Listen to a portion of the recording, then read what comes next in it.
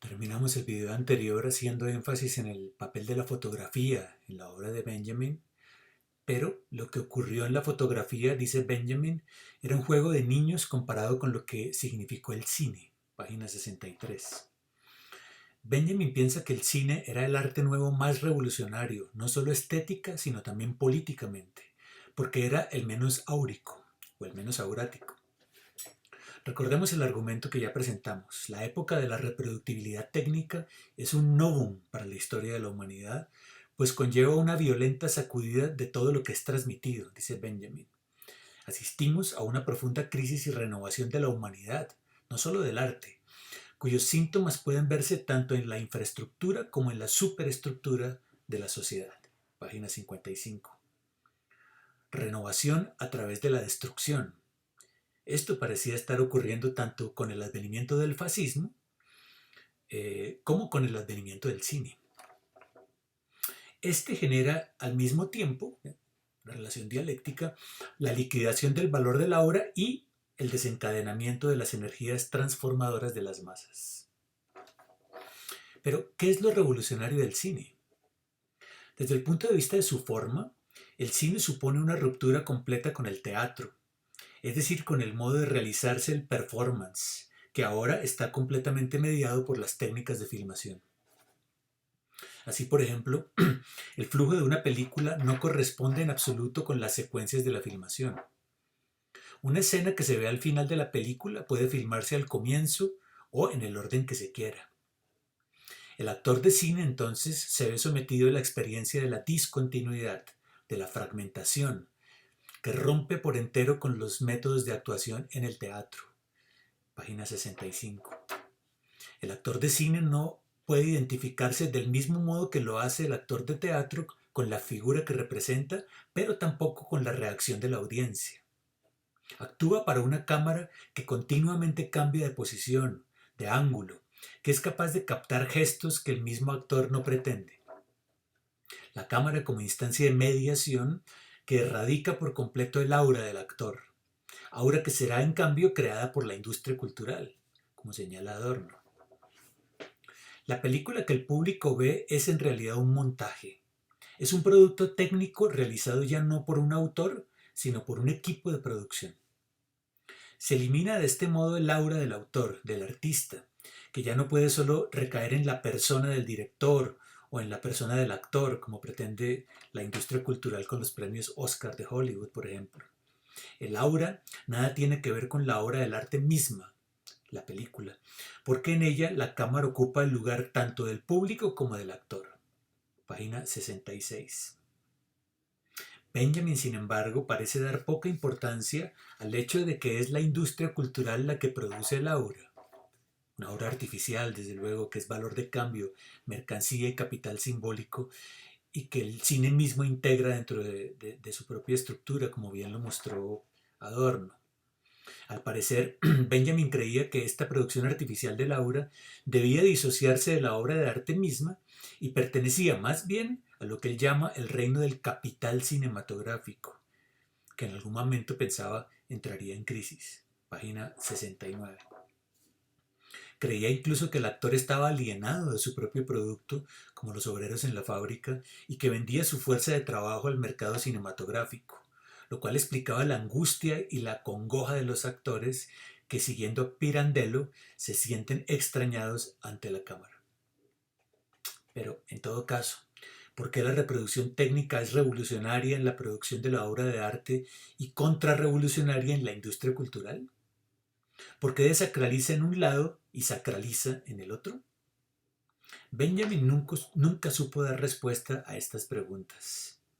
Estaba demasiado preso de una visión marxista según la cual la humanidad evoluciona en la medida en que a través de los medios técnicos se va liberando de los poderes externos que sobre ella ejercen la naturaleza y las ideologías.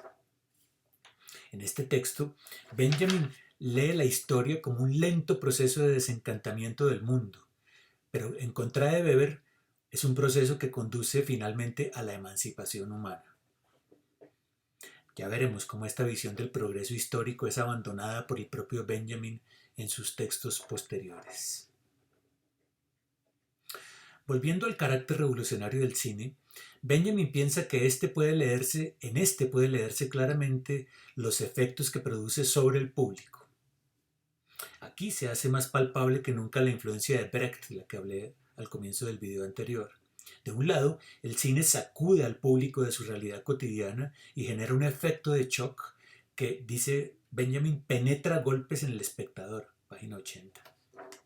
El cine retoma, de otro modo, las técnicas de shock ensayadas antes por los dadaístas, que a través de ellas, que eran dirigidas contra la institución arte, buscaban devolver el arte a la praxis cotidiana y unir de nuevo el arte con la vida. Esa era la pretensión de las vanguardias. Para Benjamin como para Brecht, los proyectiles del cine se dirigen contra el espectador, buscando desacomodarlo, favoreciendo la pérdida de la familiaridad con la vida cotidiana, la desnaturalización de sus condiciones de vida, moviendo profundamente sus emociones, afectándola en un nivel molecular, esas emociones. Y todo esto solo es posible gracias a la estructura técnica del cine, cosa que sus precursores dadaístas no lograron nunca.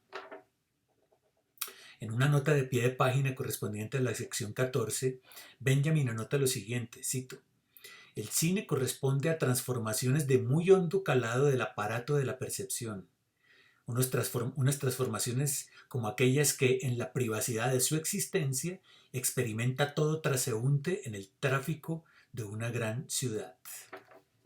Fin de cita, página 81. El cine, como la ciudad moderna, transforma el aparato perceptivo, el sistema nervioso, nos pone en otra velocidad, genera una cinetización de la vida cotidiana, nos coloca en otro sensorium corporal. Este punto también será criticado luego por Horkheimer y Adorno. Es claro que el shock es la esencia misma de la experiencia moderna, pero ¿cuál es el efecto político que generan los ambientes tecnológicamente modificados? ¿Se incrementan con ello las fuerzas activas o las fuerzas reactivas? Bombardeados por impresiones técnicas producidas, ¿los sentidos registran algo? ¿O son simplemente, los sentidos se liberan o simplemente están como dopados, anestesiados? Por lo pronto, Benjamin creía en la capacidad del cine para generar una revolución molecular en los espectadores. Así lo deja ver en su famosa comparación del mago y el cirujano en la sección 11. Ninguna forma de arte anterior al cine puede generar cambios tan profundos en el sujeto, porque al igual que el mago, se aproximaban al enfermo conservando la distancia. El aura del arte impedía que así fuera. En cambio, el cirujano penetra en el interior mismo del enfermo, con lo cual se elimina radicalmente la distancia. El cine confronta entonces al hombre con el mundo de una manera tan profunda desde su propio interior, así como lo hace el cirujano con el enfermo. Página 73. Crea una realidad a través de la técnica que es más significativa para el espectador que la realidad cotidiana en que vive, porque le permite ver aquello que de otro modo, sumergido en esa cotidianidad, no podría ser capaz de ver. El cine entonces cumple ese papel que Kant le atribuía a la razón: ofrecer un conocimiento de los a prioris, de aquello que va más allá de la experiencia y la condición. El cine como instrumento de la crítica, capaz de negar el mundo de las familiaridades cotidianas, capaz de problematizar el mundo. Bien, finalicemos con el tema de la pérdida de la distancia y el surgimiento de las masas. A diferencia de Heidegger, de Ortega y luego de Horkheimer y Adorno, Benjamin valora positivamente la emergencia de la sociedad de masas, porque cree ver en ella el síntoma de la proletarización. La gran revolución generada por la reproductibilidad técnica del arte es precisamente que lo hace accesible a las masas, al pueblo, a la clase trabajadora. La emergencia de la sociedad de masas y la emergencia de las tecnologías de la reproducción son fenómenos correlativos. Benjamin fue uno de los primeros en darse cuenta de esto, pero lo hace, como Lukács, a través de una confianza sin límites en las fuerzas revolucionarias de la masa. El arte deja de estar reservado a la contemplación de unos pocos privilegiados y pasa a convertirse en parte de la vida cotidiana de los muchos. El recogimiento burgués frente a la obra, su confinamiento en espacios sacralizados como las iglesias, los museos o las salas de conciertos, cede su lugar a la recepción colectiva. La masificación del arte es vista por Benjamin como un signo del empoderamiento del proletariado, como el signo de la crisis definitiva del alejamiento del patos de la distancia generado por la división clasista del trabajo. La aproximación espacial y humana que observa en la gran ciudad es para él un fenómeno revolucionario. Que los cuerpos se acerquen, que los sueños puedan tocarse en el cine, que los espacios de la ciudad sean invadidos masivamente. Ahí está el poder transformador de la masa, pensaba Benjamin. Horkheimer y Adorno criticarán posteriormente el carácter adaptativo y mimético de las masas. Pero para Benjamin, en cambio, la masificación hace que el comportamiento de los hombres sea menos contemplativo, menos ajustado a las convenciones sociales elitistas y clasistas, más espontáneo, más libre, más activo. La masa debe ser pensada como una fuerza motriz, como fuerza de liberación, a contrapelo del modo como el nacionalsocialismo la veía, como simple aglomeración, como un rebaño susceptible de ser manipulado. El fascismo niega y desnaturaliza el carácter activo de las masas. En lugar de movilizarlas, como puede hacer el cine políticamente orientado, pues las desmoviliza, o mejor las inmoviliza, o cuando las moviliza lo hace para la guerra. Por eso, en el epílogo, Benjamin dice que la proletarización y la masificación son dos aspectos de un mismo proceso, página 83, y que justamente por ello la tarea del intelectual, del artista, no es estetizar la política, sino politizar el arte. Dejar que el pueblo se apropie de las obras de arte, las comente, las transforme, sin necesidad de mediaciones burguesas como los curadores, los críticos en la prensa, los académicos en sus clases, etcétera, etcétera. En la nueva sociedad adveniente, todos podrán ser expertos, dice Benjamin en la página 70. Y aún hoy en día, aún el más retrógrado, el que no entiende el arte de Picasso, puede convertirse en un progresista viendo tan solo las películas de Chaplin, dice Benjamin en la página 74. Entonces, pues la función del arte, ahora despojado de su revestimiento alienado, que son las bellas artes, será contribuir a la emancipación de los sentidos humanos. ¿Y cómo hará esto? No evitando las nuevas tecnologías, sino apropiándose de ellas, pues a través de ellas el cuerpo humano se empodera. Se trata pues de que el arte se apropie de la excitación corporal de la ciudad moderna, que generan la radio, el cine, la reproducción sonora, para avanzar hacia una sociedad en la que la técnica, las máquinas, los instrumentos y los aparatos ya no sean vistos como cosas muertas, como cosas externas al hombre y que lo alienan, como había dicho Marx en El Capital. Más bien, que sean vistos estos aparatos técnicos como órganos de su emancipación, como prolongaciones de los sentidos humanos, y que por tanto promueven la emancipación humana. Bien, dicho esto, voy a finalizar este video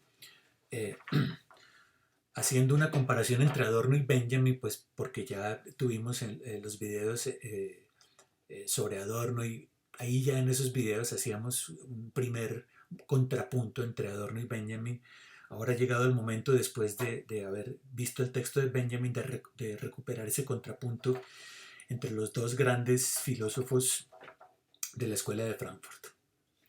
Es necesario entonces establecer las diferencias entre Adorno y Benjamin, en particular frente a lo expresado por Benjamin en su famoso ensayo de 1936, La obra de arte en la época de su reproductibilidad técnica. Me parece que estas diferencias abarcan por lo menos dos aspectos. Primero, la relación entre arte y técnica, es decir, el problema de la pérdida de la obra. Y, en segundo lugar, el carácter político de la obra de arte. Veamos. En primer lugar, en su ensayo de 1936, Benjamin había expresado una fe sin límites en el potencial emancipatorio de la técnica. Afirmaba que el propio mecanismo de reproducción técnica de las obras de arte, tal como se observa sobre todo en el cine, es intrínsecamente progresista, si bien se ve frustrado por la subordinación del cine a los intereses del capital cinematográfico, como lo llama.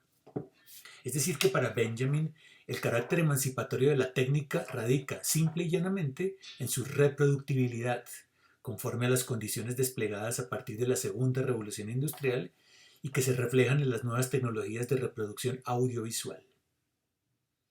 Hay en Benjamin la idea de que las transformaciones de la superestructura se corresponden directamente con las transformaciones de la infraestructura, de la economía, si bien a una velocidad diferente, como vimos.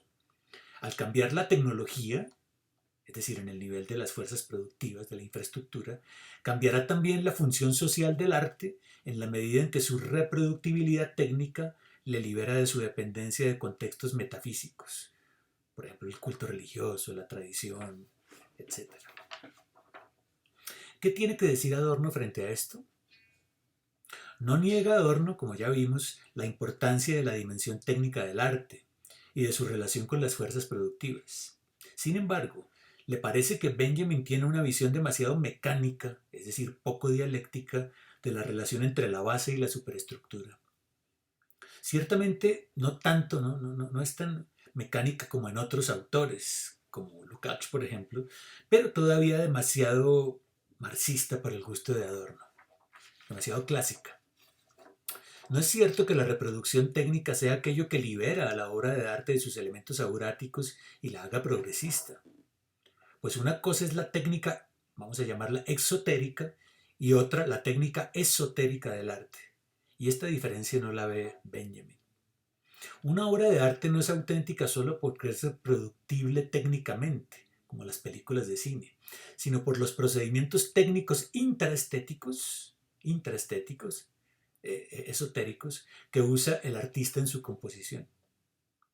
La pérdida del aura de la obra de arte, según Adorno, se produce desde adentro y no desde afuera, como sugiere Benjamin.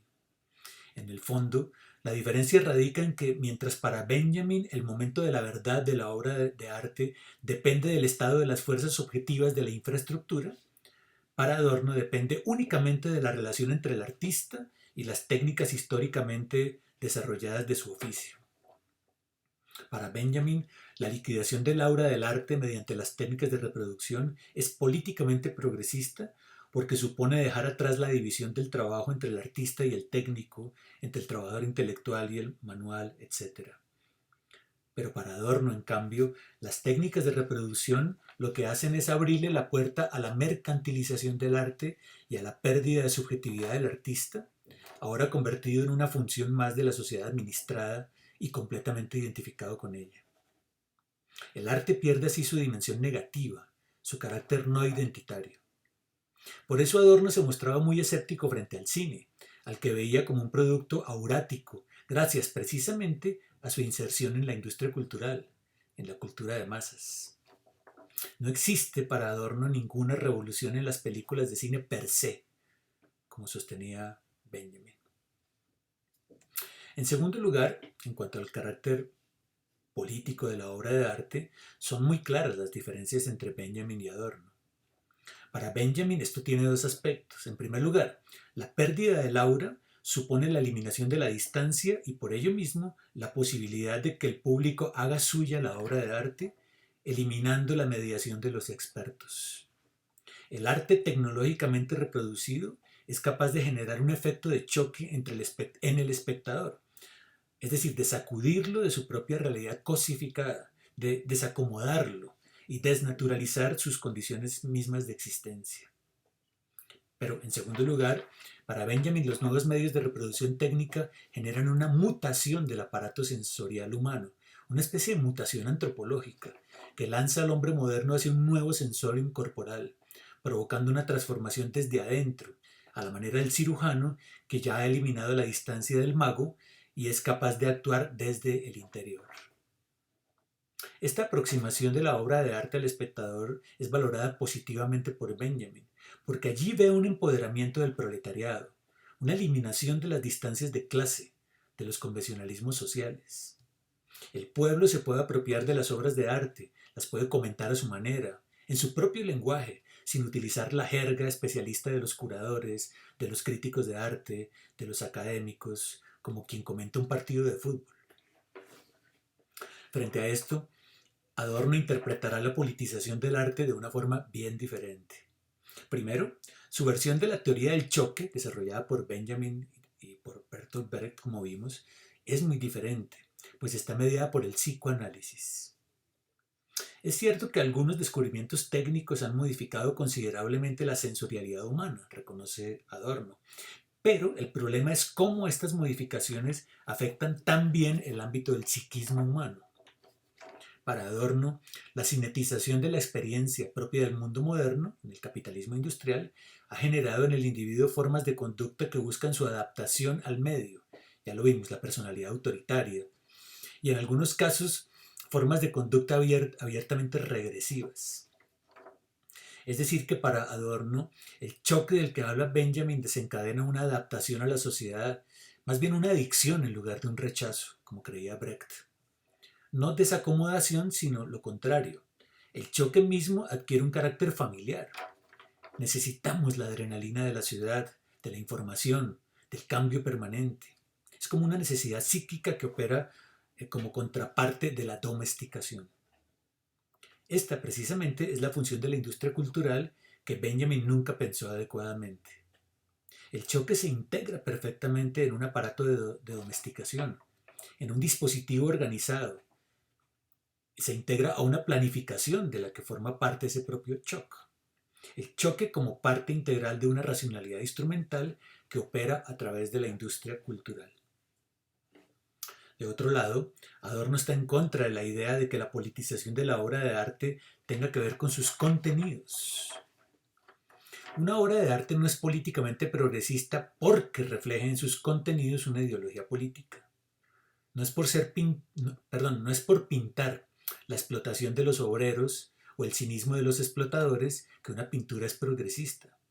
No es por entonar cantos revolucionarios que una música es progresista, ni por representar el sufrimiento de la clase trabajadora por lo que una novela o una obra de teatro es política.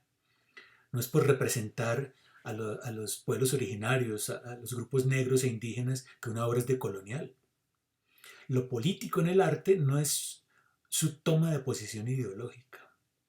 Ocurre más bien al contrario, dice Adorno. Lo político en el arte radica en su forma, en el uso de las técnicas a disposición del artista sin que éste necesite conferir carácter temático a las relaciones sociales. Una música como la de Schoenberg, por ejemplo, es revolucionaria en sí misma. Así Schoenberg no haya sido ideológicamente un hombre de izquierdas. Lo político en el arte nada tiene que ver con la ideología política del artista, sino con la forma misma del arte. El arte no denuncia a la sociedad mediante contenidos, sino mediante el modo en que negativamente expresa lo contrario de lo que la sociedad es. El arte no es para representar la sociedad, no es representativo. De forma paradójica, la función social y política del arte reside precisamente en su falta de función, en su inutilidad. Un arte es político en sí mismo cuando se opone intraestéticamente a la sociedad en la cual está inmerso y no cuando moviliza consignas ideológicas. El arte es político cuando es auténtico arte, lo cual, como hemos dicho, nada tiene que ver con afirmar la autonomía del arte o el arte por el arte. El arte es político cuando crea un nuevo universo simbólico, un nuevo lenguaje artístico, que como tal afirma lo que la sociedad es incapaz de hacer. No se trata tampoco de subordinar el arte a la racionalidad técnica, sino de hacer de este un medio para generar un mundo que no existe todavía en este mundo. El arte, nos dirá Adorno, es auténtico y es político cuando es capaz de anticipar un mundo que todavía no es. Pues lo que es no puede ser verdadero, según el principio de la dialéctica negativa de Adorno.